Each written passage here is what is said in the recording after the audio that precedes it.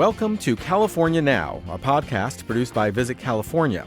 I'm Soterios Johnson. Join me and we'll explore a few of the people, places, and activities that make California one of the world's great travel destinations. Today, a look at Butte County. Our hearts go out to those affected by the Camp Fire, which exacted a brutal toll on Paradise, California, and several surrounding towns. In the wake of this tragedy, the community has shown tremendous resilience and are encouraging people to visit and help Butte County recover. It's really important for people to realize that these places, they are resilient and they have a lot to offer as they do recover from wildfire. And part of that is just watching a landscape heal itself and letting that kind of healing influence your own healing. And we'll get a quick tour of Temecula, an inland empire town that has plenty to offer. Plus an insider's guide to San Diego. There's yoga on the beach. You can do hip-hop yoga. You can do glow-in-the-dark yoga. People get a little bit, not gimmicky, but they have to get creative in order to compete. And we love it.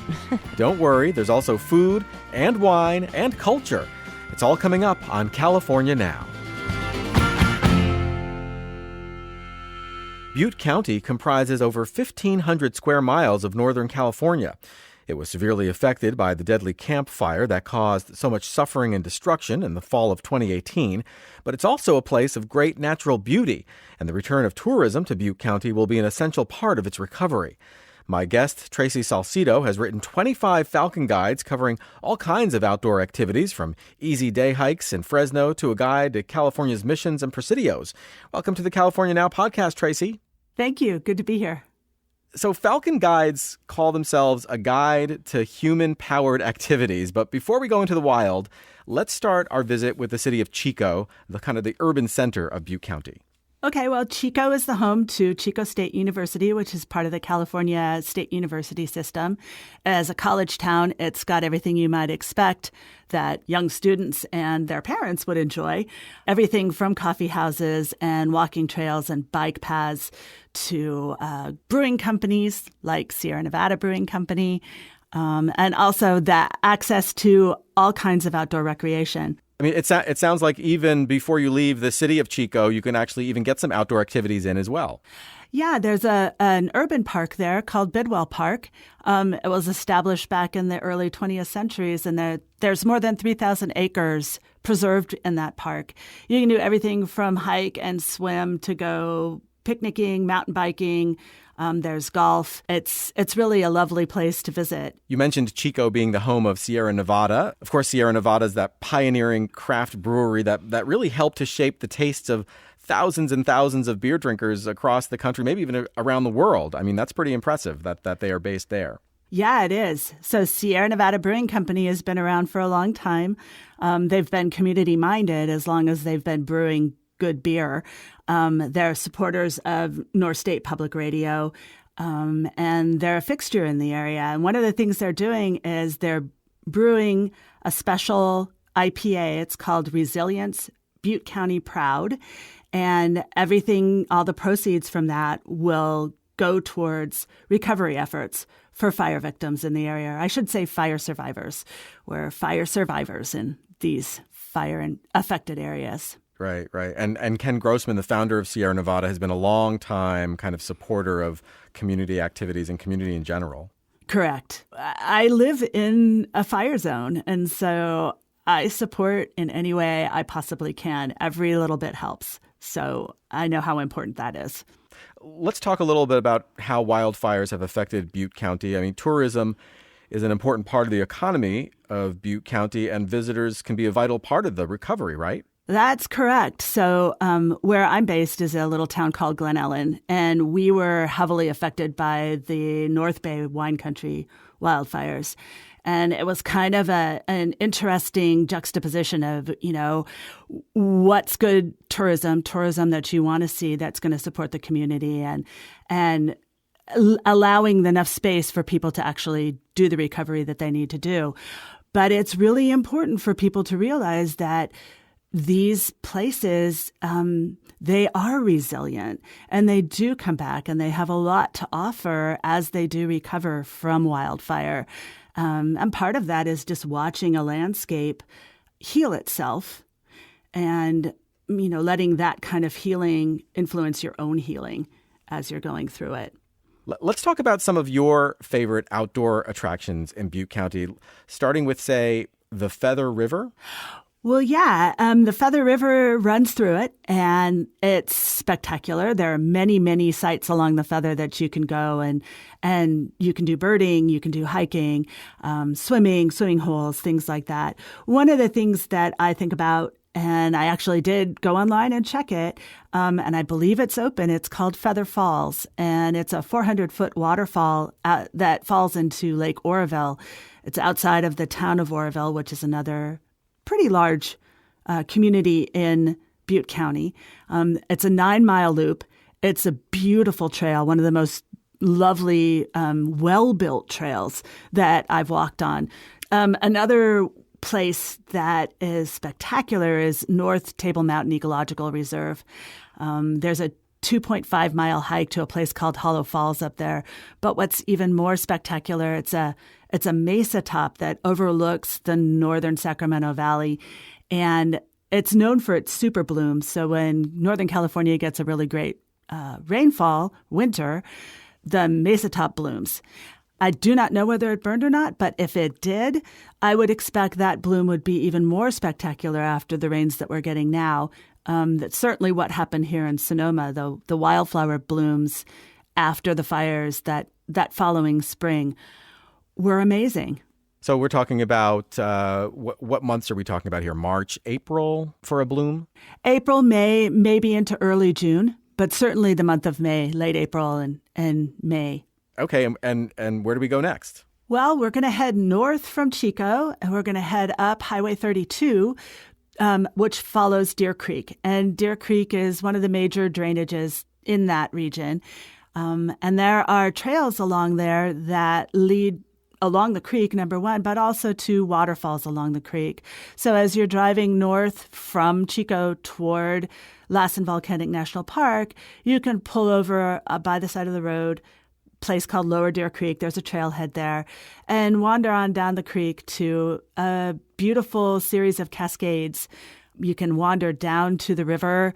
There is a place called, I believe it's called Big Maple, where there's a pool, and you can hang out by the pool under a big maple and have your lunch there before you come on back. Sounds great. Where next? Where next? Well, let's go to Gray Lodge. Gray Lodge is a wildlife area that's on the border of Sutter County and Butte County, kind of in the south part of the area. And it's a spectacular birding site. It has a driving and walking trails, and one of the trails has blinds on it that overlook ponds. And in those ponds, you're going to see every possible kind of bird that you could imagine. There was one time I was walking there, and I walked out on a boardwalk, and I was trying to sneak up because the whole pond was covered with ducks and sandhill cranes and swans, and I just wasn't quiet enough. And the next thing I knew, these waves of birds were coming up over this. It was unbelievable, the number of birds. It was great. It was so thrilling. That sounds amazing. And it's really close to the Sutter Buttes, which is actually in Sutter County, a little bit south, but that little volcanic range is iconic in that area and is also well worth exploring. Are there opportunities to learn about the Native American history of the area? There are. In the Sutter Buttes, which is actually a private property, there's an organization called Middle Mountain Interpretive Hikes, and they offer guided hikes in that Sutter Butte range. And these hikes take place between October and May, and there are various themes and ranges of difficulty. But one of them is a sacred way, and it's led by a Native American, and it's an incredible experience to walk with him and explore the Sutter Buttes off trail and go to places that you wouldn't see because you wouldn't know they were there. Grandmother trees and, old fences, old stonework fences. And he talks a lot about what that particular mountain range, that volcanic range, means to the local Maidu, as well as just the broader awareness of the fact that there were people here before we were, and they walked in the same places that we walk. It's great to look at the landscape through his eyes, understand what an acorn means to the landscape and to the people, what an oak means. That sounds amazing. You mentioned a grandmother tree. What's a grandmother tree?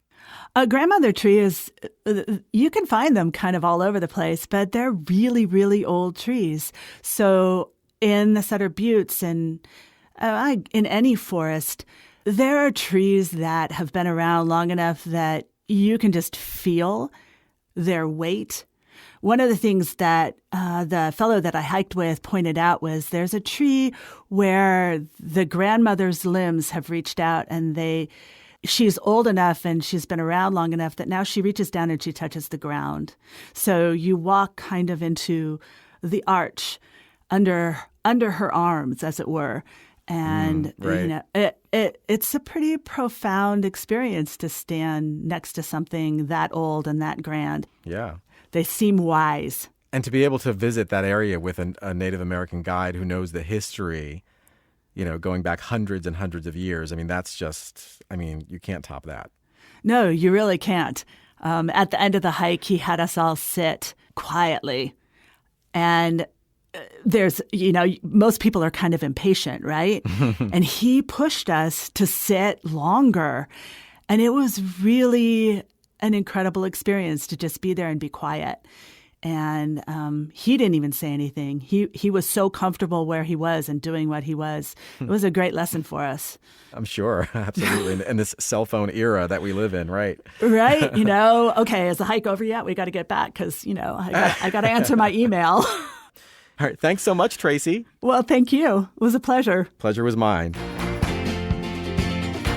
Tracy Salcedo has written dozens of books covering all kinds of human-powered activity. She'll join us again to help us get outside and enjoy the natural wonders of California. Remember, you'll always find links to the people and places we mentioned on our website, visitcalifornia.com/podcast. Coming up, a SoCal native provides an insider's guide to San Diego. But first, we'll learn a bit about the area in and around Temecula, a hub of the Inland Empire that's in close proximity to Los Angeles, Orange County, and San Diego. You're listening to California Now. Today, we welcome back Thom Curry, co-founder of the Temecula Olive Oil Company. Thom launched this business back in 2001, long before California was churning out in excess of 4 million gallons of olive oil every year. Thom has watched the town of Temecula grow and evolve over the last 17 years, and in today's lightning round, we're going to ask him to share some of his favorite things to do in this Inland Empire hub. Welcome back to the podcast, Thom. Thank you very much. It's good to be here. So, we don't mess around with these lightning rounds. It's all business. We're looking for recommendations, pure and simple, with maybe a bit of color commentary to help contextualize your answers. The listeners leaning in right now are in trip planning mode, and they are counting on you. So can you handle the responsibility? I will do my best. I'm sure you'll do great. All right, let's hop to it. Today, we want you to share 5 essential activities for visitors coming to Temecula, and no fair listing your own place of business. Talk about your neighbors instead. Okay? We'll start with number 5 and work our way to number 1. So let's go. Well, I would say it's hard to rank them in order, but I would say no trip is complete. You have to go to Old Town Temecula. That Old Town setting is truly realistic with great shops, great restaurants, lots of fun things to do. Temecula was really a cattle town until the mid-1960s, with all the cattle ranches around the town driving cattle into the railroad in Old Town Temecula. And so it's got a lot of authenticity. It's grown up very nicely. The city council's done a great job of helping with development. There's a good mix of new and old, great restaurants, great shops, whether you're looking for fresh lavender that's grown in the area or spices. The spice shop is fantastic. Some of the restaurants, the Goat and Vine restaurant with their just incredible pizza. You can also go to Eat Marketplace, especially my daughter's a vegan. She loves Eat Marketplace. They have great vegan options. And the nice thing about Temecula is because of our climate and with all the agriculture around, all these restaurants just have a plethora of great options, very fresh vegetables, fruits, all kinds of things grown right in the area. So the local fare is just fantastic.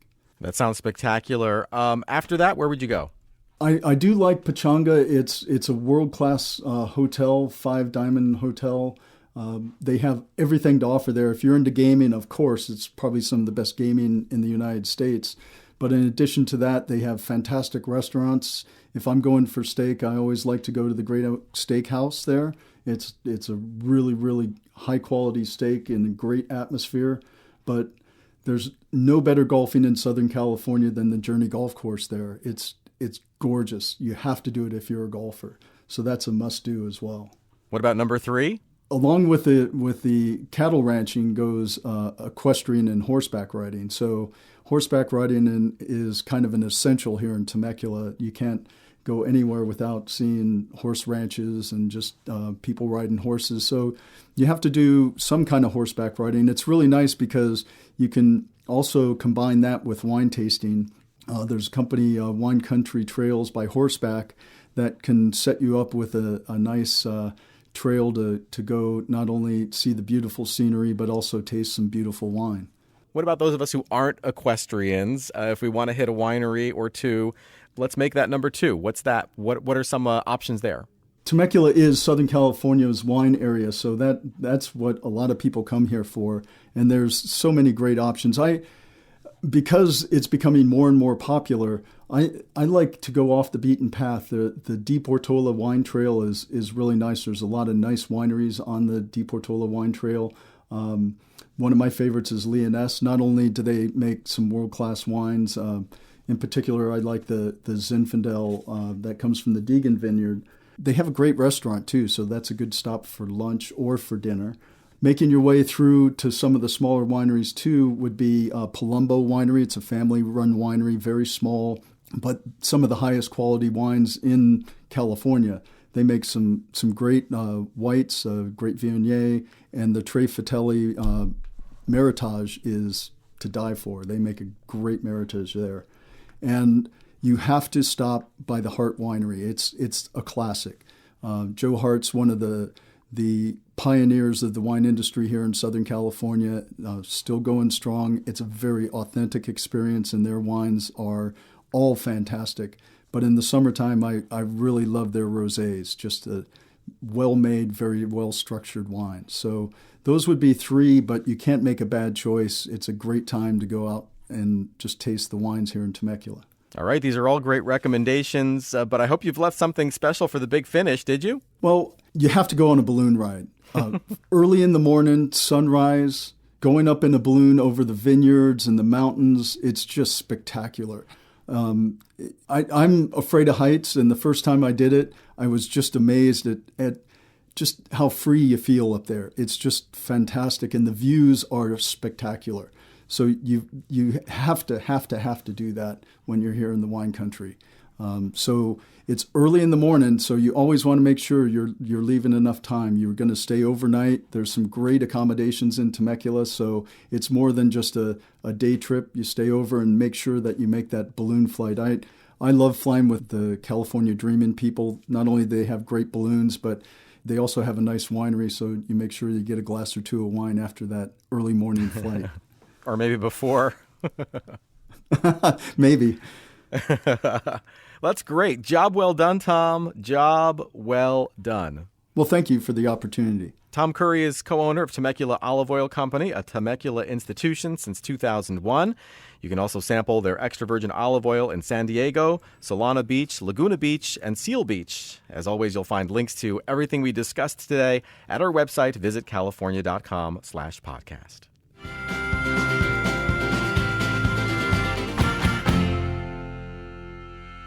Since 1948, Southern Californians have turned to San Diego Magazine to keep abreast of developments in California's second largest city.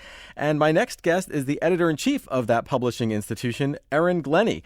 Welcome to the California Now podcast, Erin. Thank you. Thanks for having me. Of course. Well, San Diego has some globally famous attractions, Balboa Park, the fabulous San Diego Zoo, and SeaWorld San Diego, but there is so much more to enjoy, and it's constantly changing. So we're hoping that you'll provide an insider's take to the city. All right, let's do it. All right, everybody knows that San Diego has, amazing beaches, great weather, world-class craft beer, etc. But fitness and wellness are also a huge part of the culture, correct? It's very much, instead of meeting a friend for cocktails, you might say, let's go to a yoga class. Let's go try that spin class. And it's just a way to be social, but, you're not adding more calories. And it's kind of like a lot of people are very good about keeping each other accountable and motivating each other. And I mean, it's built into our social fabric. We're kind of a morning city. People are up in the morning and they're running on the beach and they're bicycling. Cycling is huge here. It's just something that you do. It's a social thing. And there's a ton of like yoga in a brewery and yoga and wine. So it's like then the studios themselves try to compete with, making it social beyond the actual fitness class. They have to get more creative with like, okay, it's Pilates, but then we do a spin class after, or you can do yoga with your bunny. You can do yoga with a goat. You can do animals in yoga is huge. There's a guy called Nama Steve, and he does yoga on the beach. And there's just so many ways that you can you can do hip hop yoga. You can do glow in the dark yoga. I mean, it's like, there's just so many people get a little bit, not gimmicky, but they have to get creative in order to compete. And we love it. It sounds amazing. When I think of San Diego, the first thing that comes to mind is the beaches for me. I mean, is that fair? I mean, what makes San Diego County beaches special in your mind? Is there a beach or two that stands out for you? I love La Jolla Shores. It's very long. The waves are very small if you're a beginner. The thing is, for me, the beaches, and another thing I didn't appreciate growing up, but I've been to Hawaii, I've been to the Eastern Seaboard, St. Martin, Italy, Greece, all of those beaches, Mexico, a ton. None of the beaches compare to San Diego. Every time I'm on vacation and paying a lot of money to sit there, I'm like, I actually prefer the beach at home. Our sand is very fine and soft. There's not like a lot of the rocks and like weird grass and dunes, and like you just get into the water, and our waves have such good form because the ocean floor, this is like so geeky, but you kind of have to know this stuff growing up.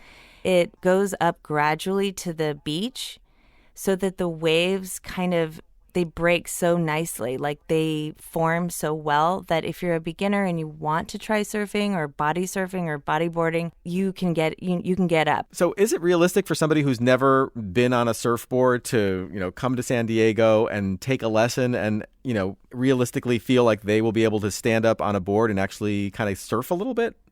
Yes, I think if you take an hour lesson, you will stand. And even if it's just for 2 seconds, you'll totally get the stoke, as they say, the joy. You can also just bodyboard or body surf, but you have to try surfing. They'll give you a board that's big enough, like 10 feet or 11 feet. And it's like, if you can stand on a pier, you can stand on a board. Yeah, San Diego is really holding its own as a world-class food and dining destination. And so you being our insider, what developments are most notable to you? We really haven't been a food town for 240 years. And just in the last decade, we've been attracting a lot more talent. There's been a lot more competition, and these little areas are really developing, and we've gotten some really good chefs. Little Italy, North Park, Trust in Hillcrest is stunning. It's so amazing. Urban Wood in Little Italy, I love that place. I think that, but I would still go back to the basics. If you've never had a California burrito, if you've never had a fish taco, if you haven't had carne asada fries, I would do that. And that doesn't have to cost a lot of money. You can get a burrito for, $8, and it's one of my favorite things. For those of us who are not familiar with this, San Diego delicacy, describe to me what is a California burrito. It's got carne asada, which is steak, and then it has French fries in the burrito, which I never thought was weird, but people are like, you put fries in your burrito? And then it has other things. Right. You can, have guacamole or sour cream or cheese, and people get really picky and they leave out this or that, or they're on a diet. Like, give me the fries and steak, but leave out the sour cream. But it's just, it's like steak frites, basically, but rolled up in a warm tortilla. It is so good. Right. And then, of course, the fish taco. We got that from Mexico, but we claim that as, we invented it here. Ralph Rubio, he has the Rubio's chain. He was on spring break in San Felipe, and he brought back this recipe, basically. And I also thought fish tacos, duh. But when I lived in New York City, I could not find a fish taco, and I was just like going into the shakes. So what makes a great fish taco? The fish, it's like mahi-mahi or whatever they have. And it can be, it can be grilled, which is more healthy, or fried, and which is what they call Baja style. And it's got this sort of like crunch, and then you've got the shredded cabbage and this sort of like chipotle crema sauce. It's sort of pinkish. And then you can spray some lime juice on there. And I don't know why, but the combination, it's just like really, really good. And what about something to drink? I know that Carl Strauss, Stone, and Ballast Point helped to put San Diego beer on the map. Is there a next generation of San Diego brewers that we need to know about? There are some really good ones. There's one called Epig with a G, Eppig. They're smaller, they're really good, but they also have a tasting room now on the bay, and there's like no other tasting room actually on the water. Fall Brewing is good, Coronado Brewing, but you're right, Carl Strauss was really the first of the craft beer movement, and they're still awesome. I love a good red trolley. And we kind of think maybe the next thing is cider, because there's this place called Bivouac Cider Works, and they cook a lot with this cider. So the menu is really good, but it's made with cider and it's all gluten-free. And for some people, that's really, really important. So that, and also distilleries are getting pretty huge too.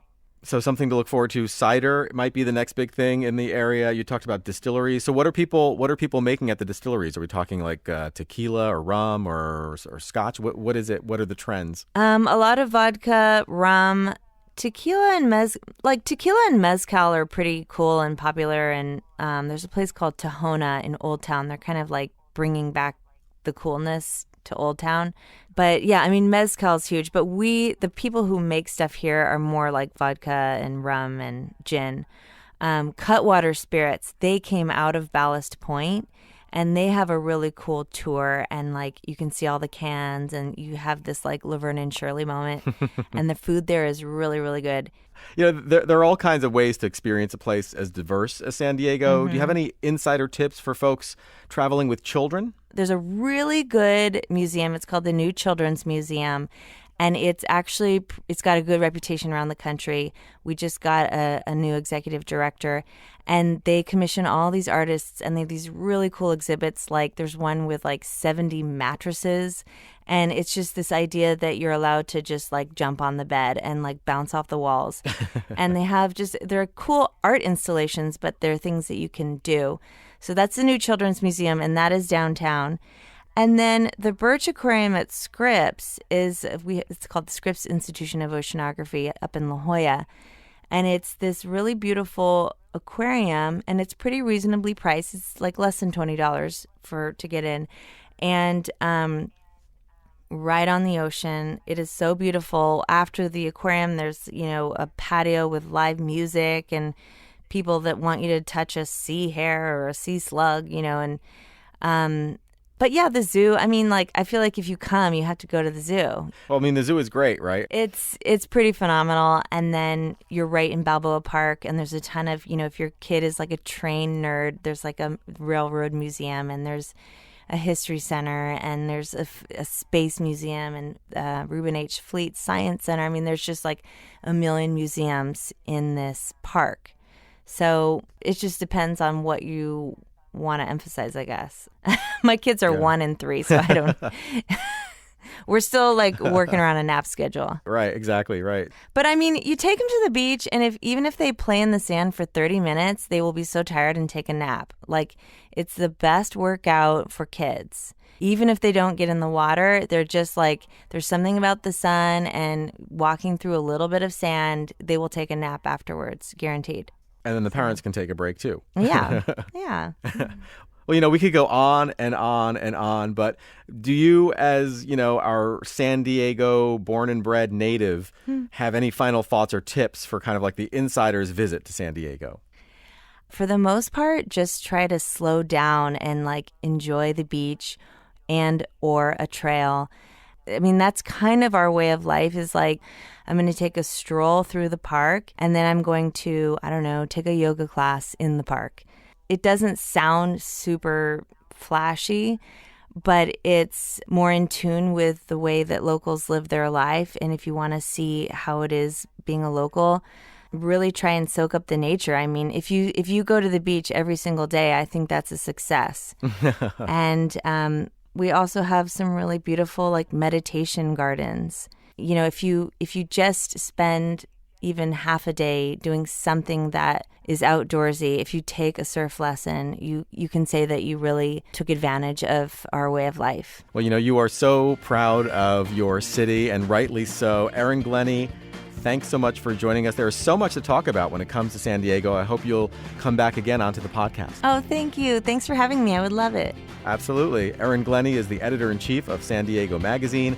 You're listening to the California Now podcast. I'm Soterios Johnson.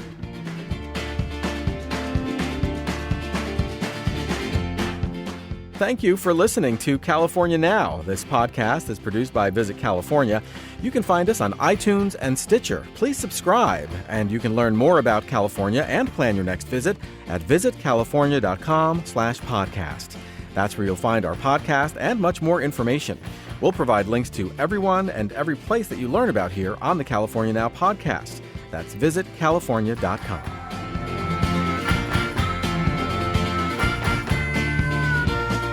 In today's conversation with Tracy Salcedo, we mentioned the devastation caused by the Camp Fire. It was the deadliest fire in California history, and the recovery process in Butte County is already underway. If you're looking for a way to help, please consider visiting.